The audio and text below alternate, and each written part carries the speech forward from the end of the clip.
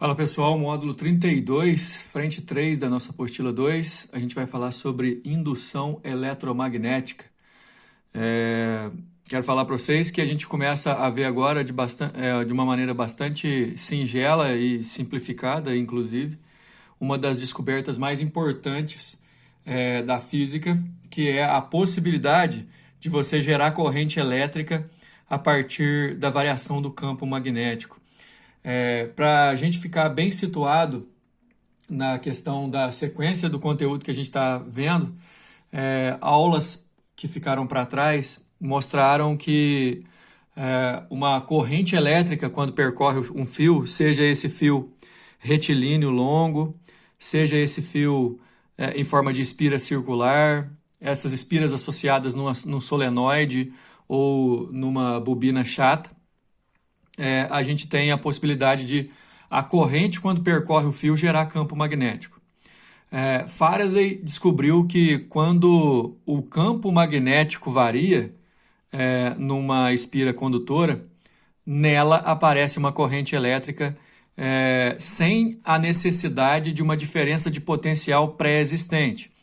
Vocês estudaram lá na frente 3 da apostila 1, a eletrodinâmica, quando a gente entendia, ou ainda entende, a corrente como um fluxo de cargas que necessita de uma diferença de potencial, ou seja, você precisa de um polo elétrico positivo e um polo elétrico negativo que possa resultar ou que possa criar condições para que haja um fluxo ordenado de cargas e esse fluxo ordenado de cargas assim gerar corrente.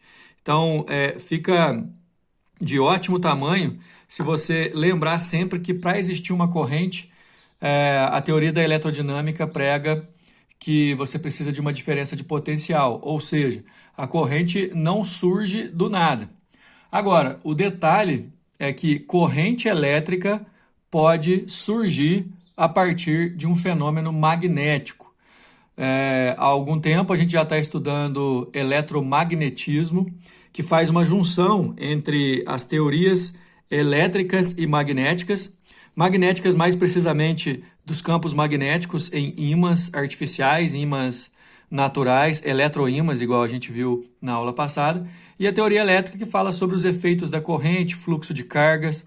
E aí, quando você junta essas duas teorias, você acaba criando uma nova área da física, que é o eletromagnetismo, uma área muito importante. Inclusive, pessoal, boa parte da corrente elétrica que a gente faz uso lá na hora de ser, entre aspas, produzida na usina hidrelétrica, ela usa nas famosas turbinas, que no nosso caso são a maioria movidas por queda d'água, né, nas hidrelétricas. Você tem lá nas turbinas a possibilidade de aparecer variação de fluxo magnético e assim produzir corrente a partir da variação do fluxo magnético. Então, assim, a sequência ideal que eu quero que se forme na mente de vocês primeiro, a gente estudou que a corrente percorrendo um condutor ligado a uma diferença de potencial, vai ser percorrido por uma corrente e ao redor desse condutor aparece campo magnético. A gente usou a regra da mão direita para definir esse campo magnético. A gente viu na última aula e fizemos alguns exercícios, inclusive sobre a relação que existe entre dois fios paralelos, os dois percorridos por corrente, um criando campo magnético no outro. Então, assim, eu gostaria realmente que vocês entendessem nesse tipo de sequência que, da mesma forma que a corrente elétrica, quando percorre um condutor, gera campo elétrico ao seu redor, o campo desculpa, gente, a corrente elétrica, quando percorre um condutor retilíneo ou uma espira circular, gera campo magnético ao seu redor. O campo magnético, dependendo de algumas condições, também vai poder gerar corrente. Então, é uma ideia no sentido oposto, não significa o contrário, porém é uma maneira diferente de pensar. Então, antes a gente estava vendo fenômenos em que corrente cria campo magnético. Nessa aula de hoje a gente vai ver campo magnético conseguindo produzir corrente. A questão é que essa corrente vai ser chamada de corrente induzida pelo campo, Por isso que a gente vai usar sempre o termo indução eletromagnética, que é sempre um campo magnético induzindo, entre aspas, forçando corrente num condutor. Só que para a gente poder estudar isso, de acordo com as descobertas de Faraday, uma grandeza física relativa ao campo magnético é muito importante, que é o que a gente chama de fluxo do vetor indução magnética, ou fluxo magnético do campo, que depende muito de intensidade de campo, área de abrangência e de ângulo. É o que a gente vai ver a partir de agora. Se você considerar uma espira, seja ela circular ou retangular, igual a essa do desenho, enfim, é uma espira fechada. Essa espira tem uma área que a gente chama de A, e dentro dessa área a gente tem várias linhas do campo. Imagina que tem um campo aqui produzido por, sei lá, pode ser um ímã do lado esquerdo aqui, ó, com o polo norte, e um ímã do lado direito aqui com o polo sul, e as linhas de indução do campo do ímã, ó, indo do norte para o sul, como se fosse assim, certo? A gente inclusive pode colocar aqui, ó, sem problema. Imagina um ímã aqui com o seu norte, imagina aqui um ímã aqui com o seu sul. As linhas de indução vão sempre do norte para o sul, e aí a gente vai ter essa configuração. Você pode perceber, por exemplo, que essas linhas que estão representadas estão exatamente atravessando a região interna definida pela área dessa espira, ok? Simplificando a imagem, a gente teria detalhe, olhando por cima, essa linha reta aqui agora seria a visão superior da nossa espira, e as linhas de campo passando por ela, olha só. Essas daqui de baixo, ó, não estão passando, elas não servem para a gente. Daqui a pouco, por exemplo, a gente vai associar o número de linhas de campo à intensidade desse campo no interior da espira. A gente está falando sobre essa situação porque, para entender quando que a corrente induzida vai aparecer numa espira a partir do campo magnético, a gente tem que entender o fluxo magnético. Então é o seguinte, essa visão nos permite entender esse vetor aqui, ó, que é um vetor N, que é exatamente o que a gente chama de vetor indução magnética. Esse vetor N, ele sempre vai ser perpendicular ao plano da espira, passando pelo centro dela. Então, se você estiver vendo essa espira aqui de lado, você vai enxergar esse vetor assim. Mas o ângulo dele, ó, esse vetor N, o ângulo dele com a área da espira, o plano da espira é 90 graus. Então, se você olhar pela parte superior, uma visão superior, olhando aqui por cima, você vai enxergar exatamente desse jeito aqui, ó. Uma maneira bem interessante de ver como que esse vetor se comporta. O detalhe, pessoal, é que a gente sempre vai calcular o fluxo magnético dependendo do ângulo desse vetor com as linhas de campo. Alfa é o ângulo desse vetor, o vetor que é perpendicular à superfície definida pela espira, só que o ângulo que você define para usar na fórmula do fluxo magnético é o ângulo desse vetor com as linhas de campo. Aqui a gente não vai precisar usar regra de mão nem nada, mas calcular o fluxo magnético dependendo do valor do campo, da área e do cosseno daquele ângulo ali é importantíssimo. Lembrando que, olha só, o fluxo vai ser máximo quando esse vetor estiver exatamente em cima de uma das linhas do campo, e aí o ângulo vai ser 0, o cosseno de 0 é 1, aí você tem o campo máximo sendo o valor do campo vezes a área. À medida que essa espira pode inclinar em relação às linhas de indução do campo e, consequentemente, o ângulo alfa desse vetor aqui aumenta, você vai perceber que, no final das contas, até 90 graus, que a gente vai trabalhar só com ângulo agudo, você vai ter o fluxo magnético diminuindo com o aumento do ângulo, porque o cosseno vai diminuir também. Chegando ao ponto, por exemplo, se você imaginar essa espira girando, a própria espira ficando exatamente numa direção das linhas do campo, e aí esse vetor ficaria vertical para baixo, formando 90 graus com as linhas de campo, e aí o cosseno de 90 é 0, você tem uma anulação do fluxo. Então, pessoal, fluxo magnético é algo relativo à intensidade do campo no interior da área definida por uma espira. Então, a gente tem que tomar cuidado com essa definição, porque, na verdade, a gente vai precisar falar sobre quando esse fluxo varia, quais são as maneiras que a gente tem para poder variar esse fluxo. A ideia, então, é que a gente vai falar nessa aula principalmente da questão da corrente induzida. Eu quero que vocês entendam que campo magnético também pode gerar corrente da mesma forma que corrente gera campo. A gente vai falar sobre isso, a gente tem que falar sobre a lei de Lenz, só que para tudo a gente tem que formar uma base. E a base do nosso conteúdo aqui é fluxo magnético, que depende do campo, da área que essa espira abrange e do ângulo. Então, 3 maneiras de variar esse campo, esse fluxo magnético é variar a intensidade de campo, por exemplo, afastar esses ímãs ou aproximá-los, mudar a área, ou se aumentar a espira ou diminuir o tamanho da espira e variar o ângulo girando essa espira ali dentro. O que eu estava dizendo anteriormente é o que a apostila de vocês chama de casos particulares. Olha só, quando a espira ela gira e coloca o seu vetor N, que é o vetor indução magnética, bem na direção do campo, o ângulo é 0 e o cosseno de 0 é 1, e aí você vai ter fluxo máximo. Quando a própria espira se coloca sobre a linha do campo, e aí o vetor acaba sendo perpendicular às linhas do campo, o ângulo é 90, o cosseno de 90 é 0, você vai ter fluxo 0, ou seja, você vai ter um menor fluxo. Quer dizer, uma das principais maneiras de variar fluxo é você variar o ângulo. Você pode mudar o ângulo de 0 do vetor para 90 do vetor em relação às linhas de campo, que você vai variar o campo do máximo para o mínimo, e se você continuar girando essa espira aqui, você vai ficar variando o campo o tempo inteiro.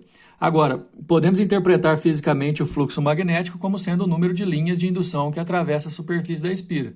Essa afirmativa é perfeita para você entender que quanto mais linhas dentro da espira, lembrando que você está vendo isso aqui numa visão superior, essa daqui é a espira, e aí as linhas estão atravessando, quanto mais linhas atravessam a espira, maior vai ser o fluxo magnético no seu interior. Uma situação muito comum de variação de fluxo que a gente vai encontrar, além de poder mudar o ângulo, igual a gente estava falando anteriormente, é você aumentar ou diminuir as linhas que atravessam a espira por aproximação ou afastamento de um ímã.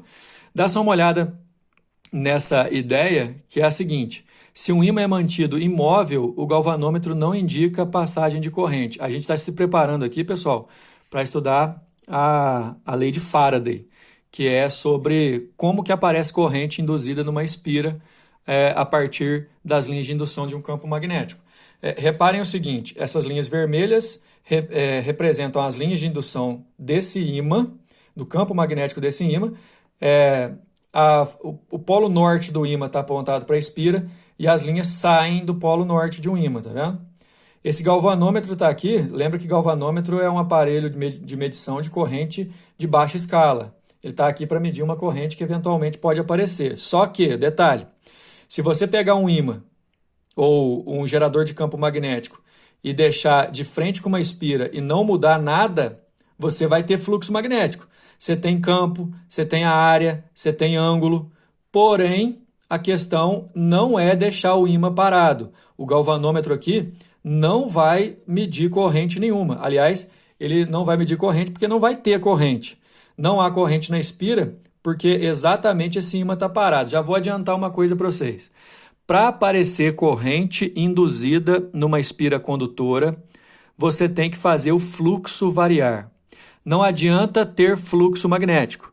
Tem que ter fluxo magnético variando. Você pode variar o fluxo magnético variando o valor do campo, variando a área da espira e variando o ângulo. Então, 3 maneiras de fazer aparecer corrente aqui, nesse galvanômetro, seria você aproximar e afastar o ímã, seria você também girar, mudando o ângulo dessa espira, ou aumentar ou diminuir o valor da sua área.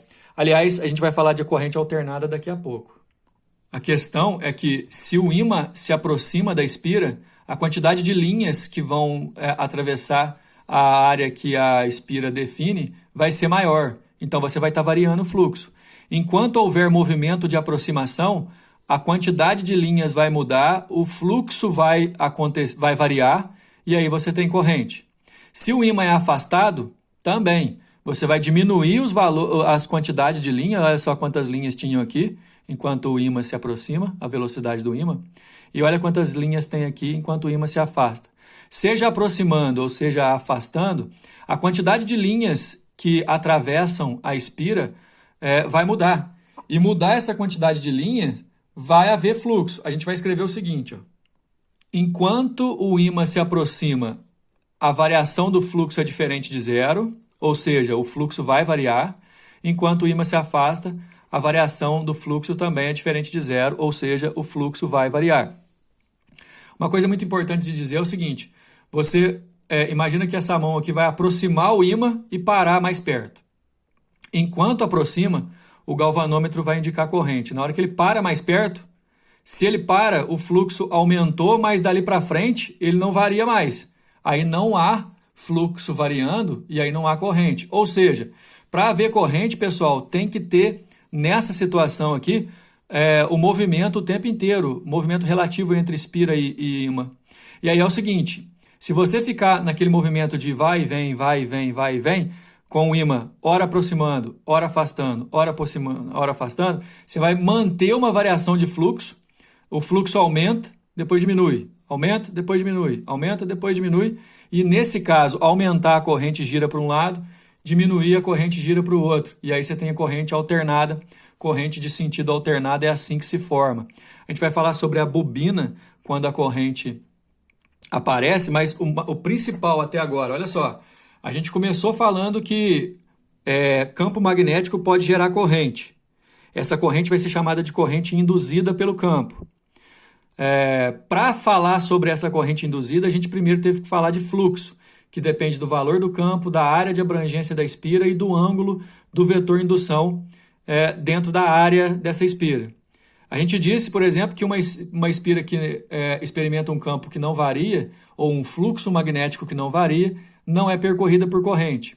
E que em situações que por algum motivo, no caso aqui é por aproximação e aqui por afastamento, se o fluxo varia, o galvanômetro está indicando corrente, então já vai entendendo, para haver corrente, tem que variar fluxo. É isso aqui que eu quero que vocês assimilem. Quando o fluxo magnético varia através da superfície de uma espira, surge nela uma corrente elétrica que denominamos corrente elétrica induzida. Essa daqui é a lei de Faraday. A gente vai anotar essa lei, destacar essa lei como a lei principal do nosso módulo. Para haver corrente induzida numa espira, você tem que ter variação de fluxo. Não necessariamente variação de campo. Variação de campo também vai acontecer, vai acarretar em variação de fluxo. Mas, por favor, saiba diferenciar. Variar campo é uma coisa, variar fluxo é outra, embora você pode ligar uma na outra. Você tem 3 maneiras de variar o fluxo. Variando o campo, variando a área e variando o ângulo. Agora, se vocês já sabem como que é o comportamento, para aparecer corrente induzida, tem que ter variação de fluxo. O próximo passo agora é estudar a lei de Lenz, que mostra como que essa corrente vai se comportar. Para isso, você vai ter que lembrar da aula passada, que a gente falou sobre corrente elétrica numa espira, que quando a corrente gira no sentido horário, as linhas de campo que ela cria entram na espira e, portanto, ali vai aparecer um sul. Enquanto ela gira no sentido anti-horário, elas saem dali, portanto, ali vai aparecer um polo norte. Nós vamos precisar disso. De acordo com a lei de Lenz, pessoal, o sentido da corrente induzida é tal que seus efeitos se opõem às causas que a originam. Ou seja, vê se dá para entender, são ideias antagônicas, então não vai ser tão difícil de entender, não. Lembra que uma das maneiras de surgir corrente induzida numa espira é variar o fluxo magnético variando o campo. Você pode variar o campo aproximando ou afastando o ímã. Só que na aproximação você tem 2 possibilidades. Ou você pode aproximar o norte ou você pode aproximar o sul. Lembra sempre que, de acordo com a lei de Lenz, tudo que faz variar o campo, a espira vai contra essa variação.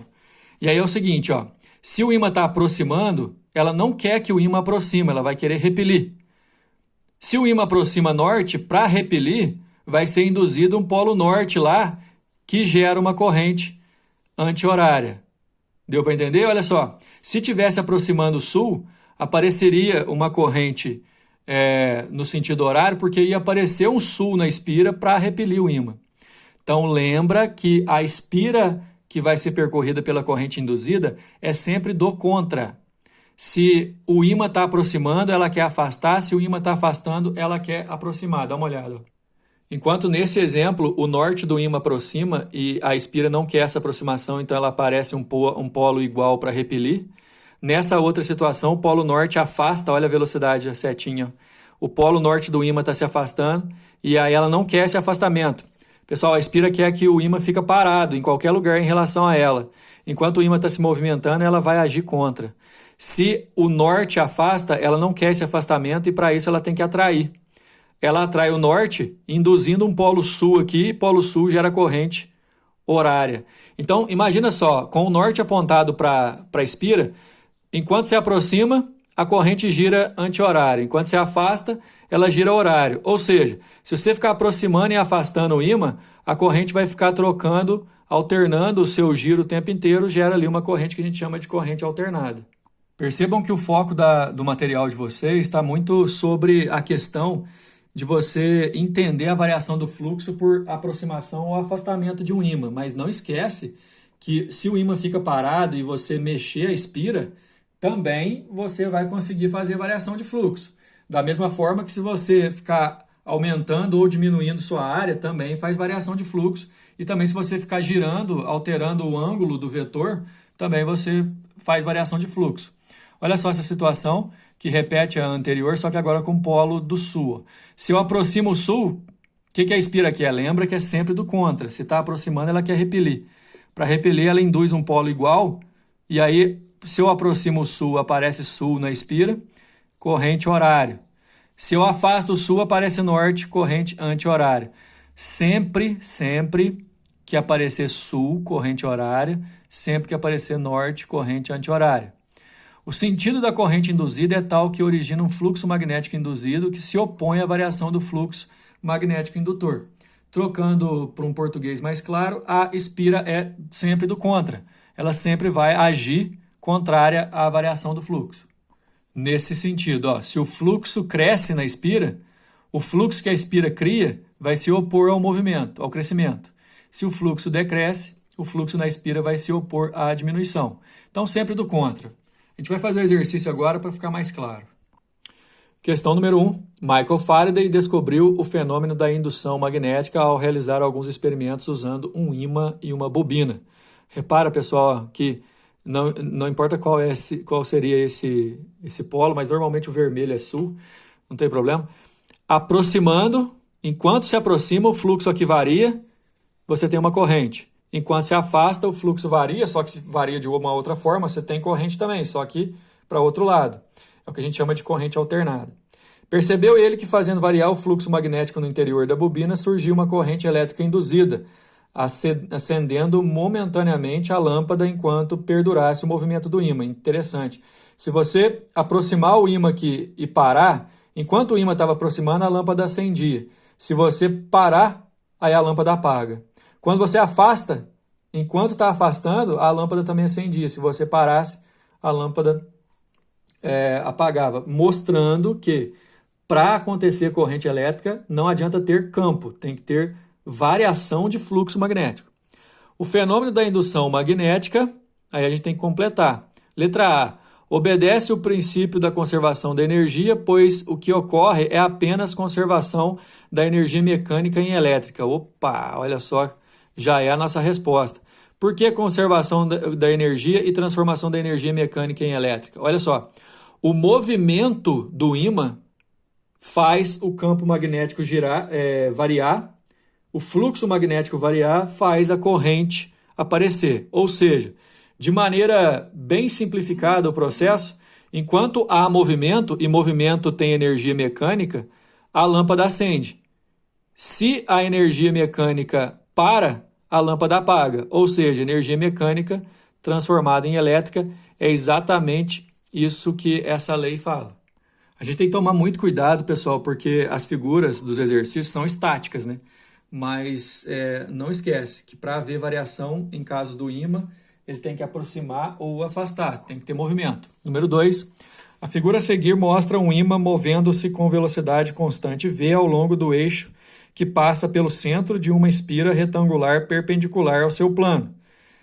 A espira é formada por um fio condutor ideal e por um resistor de resistência elétrica R. O polo norte do ímã está voltado para a espira. Então, assim, a gente está vendo uma situação em que o norte está se aproximando. Enquanto o ímã estiver se aproximando, é importante, é correto afirmar que a corrente elétrica nela induzida escuta uma coisa, enquanto ele estiver se aproximando, é certeza que o fluxo magnético vai aumentar, então vai ter corrente. Mas lembra da lei de Lenz, a espira é sempre do contra. Se está aproximando, ela vai querer repelir. Primeira coisa que você tem que pensar. Agora, está aproximando o quê? Está aproximando o norte, não está? Então, para repelir norte, tem que aparecer qual polo aqui na espira? Norte também, né? Polo igual. Ou seja, toda vez que a espira aparece, toda vez que o ímã se aproxima da espira, aparece na espira um polo igual da aproximação, para repelir. Toda vez que ele se afasta, aparece um polo oposto do afastamento para poder atrair. Aparecendo polo norte aqui, gente, generaliza. Se aparecer polo sul na espira, a corrente é horária. Aparecendo polo norte, a corrente é anti-horária. Vamos desenhar a corrente aí. Enquanto houver movimento, a corrente vai surgir e vai ser anti-horária. Aqui está falando que a corrente elétrica induzida nela é nula, não é, né? Vai ser diferente de zero e vai apontar no resistor de A para B. A resposta nossa é a letra D aqui, ó. Letra D. Número 3. Quando um carro dotado do aparelho sem parar, colocado no seu para-brisa, se aproxima do pedágio, um sinal eletromagnético abre automaticamente a cancela para o carro passar. O sistema se baseia no princípio da indução magnética. Com a finalidade de se demonstrar a indução magnética, montou-se um experimento a seguir. A figura mostra um ímã natural suspenso acima de um anel condutor. O anel condutor é a espira, viu, pessoal? A figura, inicialmente o anel está fixo e o ímã será movimentado para cima ou para baixo.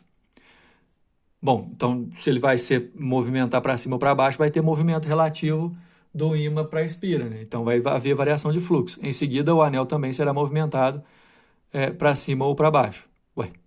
Beleza. Vamos ver as opções. Analisando os seguintes casos e suas conclusões, assinalando a verdadeiro ou falso. Se o ímã permanecer em repouso, como na figura acima, o fluxo magnético atravessará o anel, gerando neste uma corrente elétrica contínua. Caramba, isso aqui é falso, gente. Nada feito. Na questão de indução, sempre vai haver corrente alternada, primeira coisa. Segunda coisa, se o ímã estiver em repouso, nada vai mudar. Vai haver fluxo, beleza, tem fluxo magnético sim, mas lembra, tem fluxo não é suficiente para surgir corrente. Para surgir corrente, tem que ter variação de fluxo. Com tudo isso aqui parado, não vai haver variação de fluxo, isso aqui é falso. 2. Se o ímã for aproximado do anel, surgirá neste uma corrente elétrica induzida, ainda que não esteja ele ligado fisicamente a nenhuma bateria. Perfeito, isso aqui é verdadeiro. Né? Como eu disse, essa corrente vai ter uma origem magnética, chamada de corrente eletromagnética induzida, e vai haver movimento. Nesse caso, o movimento gera uma variação de fluxo, a variação de fluxo gera corrente, ok? 3. Basta que haja movimento relativo entre o ímã e o anel. Aí está falando que se o anel ficar parado, se o anel e o ímã movimentar, ok. Se o ímã ficar parado e o anel movimentar, ok também, né? Seja este aproximando ou se afastando, haverá variação do fluxo magnético através deste, o que induzirá nele uma corrente elétrica. Também é verdadeiro, perfeito, resumindo nossa ideia. Então, verdadeiras, 2 e 3, a resposta, letra E. Número 4, a tecnologia de comunicação da etiqueta, chamada de etiqueta inteligente, é usada há anos para rastrear gado, vagões de trem, bagagem aérea e carros de pedágio. Um modelo mais barato dessas etiquetas pode funcionar sem baterias e é constituído por 3 componentes. Um microprocessador de silício, uma bobina de metal, feita de cobre ou de alumínio, que é enrolada em um padrão circular, e um encapsulador, que é um material de vidro ou polímero envolvendo o microprocessador e a bobina. Na presença de um campo de radiofrequência gerado pelo leitor, a etiqueta transmite sinais. A distância da leitura é determinada pelo tamanho da bobina e pela potência da onda de rádio emitida pelo leitor. Aí está perguntando aqui embaixo, a etiqueta funciona sem pilhas porque o campo... Ela funciona sem pilha porque, de qualquer maneira, sem pilha, no caso dela, não quer dizer sem corrente, né? A corrente que vai aparecer ali é uma corrente induzida justamente pelo campo magnético da onda de rádio emitida. Então, a nossa resposta ali é a letra C, ó. A etiqueta funciona sem pilhas porque o campo magnético da onda de rádio induz corrente na bobina, certo? A questão é que esse campo magnético é variável e aí ele atravessando a bobina e variando vai variar o fluxo, gerando corrente. Letra C. Número 5. Para a realização do exame de ressonância magnética, usa-se um grande anel no qual estão acoplados 3 bobinas gerando campos magnéticos apontados para o centro do anel. Aliás, não sei se vocês já fizeram esse tipo de exame, eu já vi alguém fazendo, pede para tirar anel, aliança do dedo, justamente porque pode surgir corrente elétrica induzida nesse anel que está no teu dedo, se você for fazer esse exame, e aí queimar o dedo, né, pela corrente. Esses campos magnéticos são alterados e seus módulos variam desde 0 até um valor aproximado de 1,5 Tesla, valor extremamente elevado. Se varia, né, vai haver variação de fluxo, então pode ter corrente. No exame de ressonância, uma pessoa deitada na mesa móvel é induzida para o interior do aparelho e a região a ser examinada é deixada praticamente no centro do anel de ressonância. Uma paciente, ao passar por um exame de ressonância magnética, teimou em não tirar o seu bracelete de metal. O bracelete envolve o braço, né? Como se fosse uma espira circular em volta do pulso, por exemplo, de metal. Durante o procedimento, este começou a esquentar. A paciente apertou a campainha de socorro e o procedimento foi interrompido. Uma justificativa para o fenômeno antes de ler a opção, pessoal, a gente vai pensar no seguinte. O bracelete na mão da paciente teimosa aí, o bracelete funciona como uma espira. No caso, lá dentro vai haver variação de fluxo magnético, porque o campo magnético varia lá dentro. Você tem uma máquina que varia o campo de 0 a 1,5 Tesla. No caso, vai variar o campo magnético da região, variando o campo magnético no bracelete, que se comporta como uma espira, e vai aparecer uma corrente. Daí, simplesmente, qualquer que fosse o material metálico, haveria variação de fluxo, pois o campo é variável. Ocorre indução eletromagnética e circulou corrente elétrica na bracelete, aquecendo por efeito Joule, inclusive, por resistência. Nossa resposta é a letra B. A gente finaliza aqui. Até a próxima.